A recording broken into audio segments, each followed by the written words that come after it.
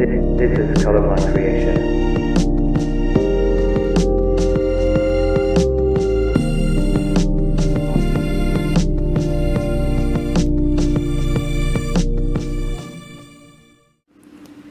Hey guys, thanks again for joining me tonight. It is another sleepless night here in Hue Sai, Laos.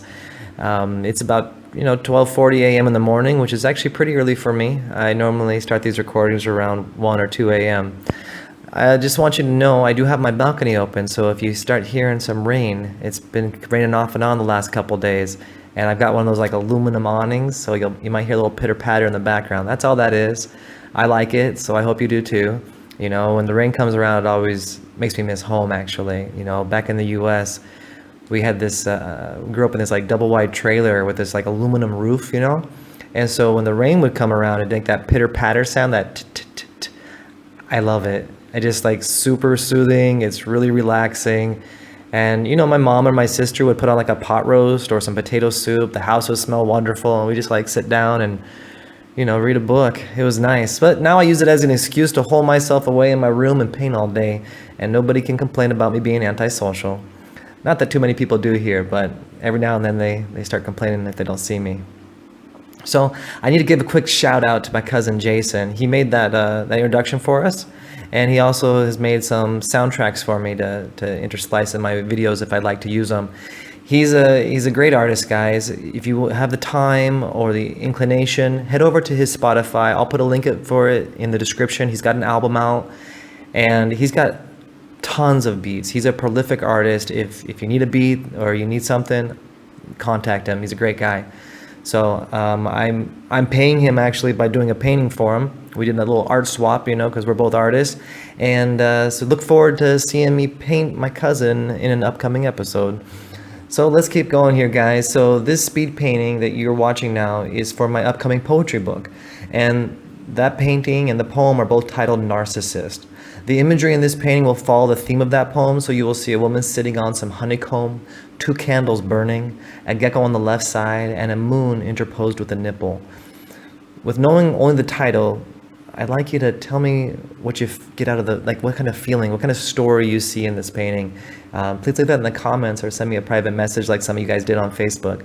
I just appreciate the feedback. I do take your feedback to heart. If you've noticed, every episode I've tried to make changes as you guys suggested, and I'm going to keep doing it because I really am enjoying what's going on here. And I will say, thanks to you guys, watching these and sharing them, I did sell another painting this week, and I appreciate that. All that support helps me. So my paintings are for sale, and I do take commissions. So if you are interested, just let me know on my Facebook page, and I'll put a link in the description too if you want to contact me. So details on this painting real quick. This medium is watercolors, and I am painting on 100% cotton paper, and I also use a lot of white gouache in this painting because the paper had some issues, and I'll point that out. I did lose some of the initial footage. I apologize, but that's okay. It gets good later. And if you have any questions about it, just please ask in the comments. So originally I planned to do a story, and I worked on the recording of the woman in this painting. I wanted to discuss her behavior and how it aligned with narcissistic personality disorder, in my opinion. But I felt unless you are a psych major, it may not be very interesting, as I am a psych major. So for me, it's like super interesting. It's incredibly interesting to me. But I just don't know if that would fall flat. And the recording went long. It was like 50 minutes. So I decided instead to take this video in a more like lighthearted route than talk about my failed relationships. Instead of talking about one failed relationship, I thought I'd talk about a couple. So everyone in Laos always asks me when I'm going to get a Lao wife and why I haven't married anyone yet in Laos.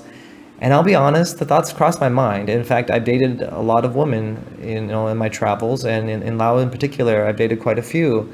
But Lao women are very, very beautiful to me. But I either have the worst luck, or there's something seriously flawed with how these people date. So I worked in Laos about 4 years ago, okay? And I have been coming back here ever since. I fell in love with this little country, and it's like my second home, and I make an effort to even learn their language, and I can actually, have a basic conversation. I can't talk about like deep philosophical things, but like day-to-day stuff and like going to the market or traveling, I can get those points across and even tell jokes. So it's good enough. So in this little town the town here, I'm the only American guy in this entire area. There are a few French guys, and I think there's a German guy who's married to a local, and one Aussie too. But this is a small town. It's like a town of like 17,000 people. So the locals are not really accustomed to dating foreigners, and they really don't understand American culture at all. The only thing about our culture that they understand is that they think we're all promiscuous, and thank you Hollywood for that, I guess. At least the locals know where to find an outlet if they're so inclined. So I wanted to talk about why I don't have a Lao wife, and so I thought I'd go over some of the funny things or interesting things that I noticed while dating here in Laos. Some of them are funny, some of them not so much. So the first one that I have a really hard time with is the no touching rule. So this one is just inane for me because it's just so foreign to me. I'm a hugger. I love to hug. I pretty much hug anything in front of me. Lao people don't even shake hands, and the men do. Men to men, if there's a foreigner around, they will certainly shake hands. But they do what's called, I think it's called a Y. I actually don't know that word, but in Thailand it's called a Y. And it's where they put their two hands together and they greet each other by saying sabaidi. Now, every Lao girl I date, I've had to slowly acclimate to my hugging, and it always has to be done away from prying eyes because of this culture is quite conservative. So number two, besides the hugging, number two is alcohol. Lao people love alcohol. Now, I don't drink alcohol, so this does pose a problem. So when people ask me why I haven't married a Lao girl or presently have a girlfriend, I usually, say, oh, sure, introduce me to a sweet, kind woman here that doesn't drink alcohol. And they always say like, bodai, bodai, which means like impossible, impossible. And now, to be honest, I don't mind if someone drinks a little, but I'm not a fan as a general rule. And the people here, the girls who usually don't drink alcohol, they're really rare. I think I've met two people in this entire place that don't drink alcohol, and one was married, and one happened to be the narcissist that I tried to date, and yeah, that didn't work out. So it is a small town, and that has some serious drawbacks. So I'm up here in Bokeo. It's a border town called Hoi Sai, and it's next to Chiang Khong, Thailand. And because of that, just an example, how small this place is. I was at a restaurant and there was literally a chicken running under my table, across the floor, and it's just that kind of town, it's a small town and your business is the only entertainment to be had. So everywhere I go, people ask me if the girl they saw me with or having lunch with was my girlfriend. And if you break up with the girl, everyone's gonna remind you about it, because when I stopped dating a girl, I would be routinely asked for weeks and months, that followed by people, oh, where's your girlfriend? When are you getting married? And so it's just like a constant reminder. So you have to like constantly, tell people like, hey, I'm not dating anyone anymore. Now, so just a really funny example. I had lunch one time with a mother of one of my students, and she had just invited me out for khao pat, which is fried rice. And so I was eating some fried rice, and we were talking about her daughter's studies, and just she was trying to get to know me. I was like the new guy in town, and her daughter was there too. And by the time I got back to my guest house, because I just arrived in Laos, so I hadn't even got my apartment from my work yet. By the time I got back to my guest house, I had a message on my phone asking me who my new girlfriend was. And it just blew my mind. So somebody saw me with her, then texted a friend across town, who then asked me what, at my guest house. So I don't know how many people knew before I got home, but that's kind of how small this place is. Now, one of the big problems was surprise. This was actually one that kind of really surprised me. Not because it's not common in Asia, it just surprised me because this is a conservative culture, but infidelity. Cheating is rampant here. Every person I have talked to has cheated or has been cheated on by someone. It is pervasive. Every girl I dated has had another boyfriend, or what they call a pubao, which is not quite a boyfriend, but it's a guy that they're interested in. And the last girl who I was seriously dating, we had been friends for like 4 years, talked talked every day for at least a year, and we dated for about 5 months. And during those 5 months, we spent like at least 4 hours together almost every day talking. But for some reason, she was still able to have a boyfriend, the same boyfriend that she said she broke up with and wasn't talking to anymore, at the same time she was dating me. I don't know how she found the time for it, but it still happened. So, well, I mean, it's just like, what? Is this really happening? So apparently, she flat out cheated on him for over a year and a half because she never officially broke up with him. So, yeah, that was crazy. But when she was finally caught, the guy, the woman said to the guy, "Oh, I just made one small mistake. Like, it's not that big of a deal. It just blows my mind." So infidelity, that's a big one. So the next one would probably be, I think we're on number 5 here, sugar daddy. Yeah. Everyone knew this was going to be on there because there's always those people that marry a foreigner in hopes to, go back to America, but not here in Laos. Most of the girls don't want to leave Laos. Laos like their country. Almost every girl I've met, they're not looking for that passport. Like, in Vietnam, a lot of people wanted the passport. The Philippines, they wanted the passport. They wanted to be a citizen and go to America. But here, they want you to stay here. But they want you to be wealthy, So there's this perception that all foreigners are super wealthy or very poor. Now, very poor would be that backpacker image, like the people with the dreads or I was a backpacker too. I just have a shaved head, but other people that are backpackers often have, more wild hair. And so for them, they think they're very poor because they don't have the money to get soap and stuff, That's what they assume. I'm saying that's true. It's just what I've been told. So those are those two extremes there. So the super wealthy ones, though, for them, that means that, you can spend money traveling across the world. So you must have money. So you should be able to buy, lavish cars and houses for them. And they don't really see us as a person. They see us as a money. And I would say that most girls here in Laos are not like that from what I've encountered. But I have dated a few very rich girls, and I will say this, so they are not all gold diggers. Some of them even want to be your sugar mama. One offered to pay me about 900 USD a month to stay in Laos and marry her.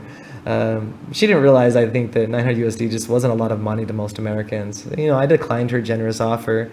And, I had another girl tell me she liked me, but she wanted me to buy her a car first and to have a house ready. I just found it funny, because I can't imagine an American girl asking that, to be honest. But I think most married couples, when they get married, they're going to buy a house and a car together anyway. So it's not something you really have to ask. It's just going to happen naturally. So it just surprises me that they ask, sometimes. But I think it must stem from the idea that we're transient in their minds because we're not from here. So that if we invest in a house, they know we're serious and we're not going to leave, That, or they could just be a gold digger. I don't know which one it is. And so that makes me very hesitant, It makes me very nervous when a girl starts talking like that. So number 6. So this is a problem, it kind of segue from the last one. They don't take us serious. They feel it's so easy for us to leave that any time, so they fear we will just leave if the going gets tough, if they can't control us, and I was flat out told by a few girls they can't control us, like they can't allow a man. Allow a man can't really, run away. He's got to stay and help. And if we ever got in a fight, it would be so easy for me to get a new woman. It would be so easy for me to go to a new place because I have money. And, but I can't imagine leaving someone I loved over a little fight, but I guess it must have happened, or they've seen it happen enough that they think about that. It's a real issue to them, which, translate into an issue for those of us trying to date them. So number 7 would be sex. It is illegal for a foreigner to have sex with a Lao woman unless you are married. Apparently, this can mean jail time and a substantial fine. Now, this can also lead to, once you're finished with your jail time, just getting straight up kicked out of the country. So this is largely based on someone reporting you to the police, and the police then going to where you are and catching you in the act, is what I'm told. I have only heard of this happening to one person recently, and it was a Korean who got caught with a local girl in Vang Vieng. And I think he was set up because Vang Vieng is kind of like that party place, And so I think he got, hustled, and he ended up having to shell out like $4,000 and got kicked out of the country. So, wow, I've had no issues with that because, of course, I'm a good guy, and everyone knows I'd never dream of doing something like that with the local girl. So, all right. So next one, the language. The language is hard for me. The grammar structure isn't too bad. It's pretty easy compared to languages like Japanese, which I had to learn. This language has tones. And if you are a native English speaker, this can be so hard. I'll tell you a few funny examples, okay, of Lao being a difficult language. When I first got to Laos, everyone asked me this basic question. What is your name? Jiao Siyang. How old are you? Jiao are you Jakpi? And are you single? Jiao mi fan liao bo. So I wanted to learn these phrases too. However, when I was taught these phrases, I was not taught the "Are you single?" Jiao mi fan liao bo. I was taught a different phrase, and I've purposely have forgot it from my memory. So I can't even tell you what it is. I don't. Okay, I can say it, but I'm not sure if I'm saying it correctly or not. Still to this day, so I don't say it. So well, apparently the word for single and the word for virgin sound a lot alike. And I end up pissing off a lot of girls by asking them if they were virgins my first week in this country. It wasn't until I confronted my boss and I said, why do Lao girls ask me if I'm single, but get angry when I ask them? And she asked, well, what are you saying? And well, it turns out they thought I was a creep. Now there's also, this is a funny one. There's also a time where I kept telling people that my penis was named Adam, because the word for I and the word for penis are so similar. So if you say I, like my name is Adam, koi se Adam. Now the word for penis though is koi. It has like extended. So if you just extend it just a little bit too much, you go from saying my name is Adam to my penis's name is Adam. So anyways, I have a lot of those stories. That's a whole video in and of itself, but language is definitely a problem, okay? So the Lao also have, this is number 10, I think. The Laos also have this phrase, and it's called, no, that's not wrong. We're on number 9. I apologize. Okay, so due to the language barrier, I'm just not able to have a deep conversation. I'm a sapiosexual. I love smart women. I love intelligent women, and I love a philosophical discussion about the cosmos and the nature of being, or, just anything. It's just fun. I'm a traveler and I love just being stimulated like that. And it's hard to get that when you're not a native speaker. I don't speak Lao at a native level. And yeah, so, when I'm unable to have that deep conversation, I look for the people that are native, not native, but they have almost near native English or really high level English. And so the girls that I dated that had really high level English, let's just say I was like playing Pokemon, but instead of like cute Pikachus, I was collecting like personality disorders. One of the girls ended up having like borderline, and the other girl ended up being a narcissist. So wow, I just have no luck when it came to people that could speak English fluently. So I don't know what that was about. All right, so number 10. Laos have a neat phrase called Bopin Yang. It means like, don't worry about it. It's no problem. Everything is fine. It's not an issue. It's just like this all-encompassing word that is just, there's always an appropriate way to use it, And they throw it around like crazy. And what I've noticed here is that people avoid direct confrontation. You never see them getting angry in public. And that part is really nice, to be honest. But it also means that sometimes it's hard to have a serious conversation about a problem in the relationship. It's either Bopin Yang or I'm being rude to talk about it so directly.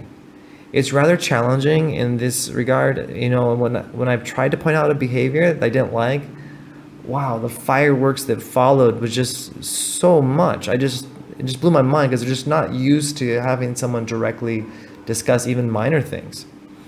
Okay, so number 11. Dating here is like high school, but worse. The dating strategies here seem like they are right out of a high school textbook. A lot of jealousy games, a lack of trust, manipulation. It seems all normal. And when a girl is angry, sometimes they won't even talk to you for a few days, just like as a punishment. And when the girls did this, I'd ask my Lao guys, and they're like, "Oh, that's normal. Just give her space." And then on the second day, just text her in good morning and see if she responds. And it just seems so strange of just talking out the problem and getting over it, like just ignoring each other for a few days. And I think part of it is they ignore you because they want you to chase after them. I don't know. It's all like standard kid dating stuff. You don't expect a mature adult to go through this kind of behavior, but it is what it is. So, all right. Those are my 11 reasons. I think I had 12, but I forgot it. But there's more, but that's enough. And so I just want to say, with all that said, let me say I love Laos, the country, and the people still. After all that silliness, this is one area of Laos that's just weird. Lao people tend to be very jovial, they're funny, they love to make dirty jokes and tease each other. They rarely show anger or get upset. They're very sensitive and can be very caring, but that part depends on the circumstance and what they're being sensitive about, because there's some issues that we would be very sensitive about that for them is like Bo and Yang, like not a big deal. So, but they are sensitive people, and they will always share food with you if you need it. I can't imagine you asking a Lao person for some food and them not sharing.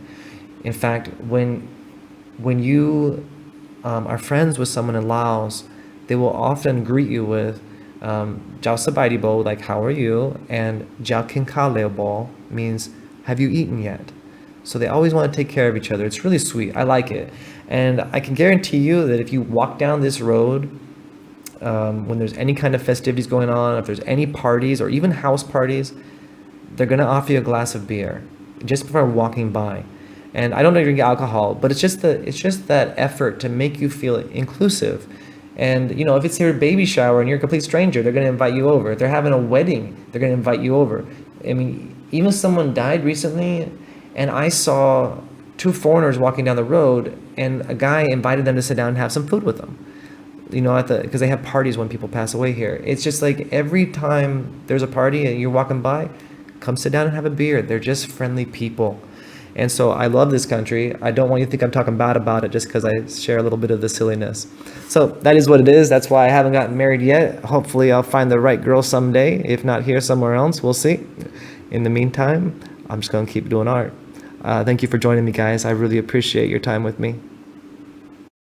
Please don't forget to, do the usual, like, share, subscribe, and there's a little bell icon there. If you'll hit that, it'll give you a notification when I put out a new video. Thanks a lot, guys.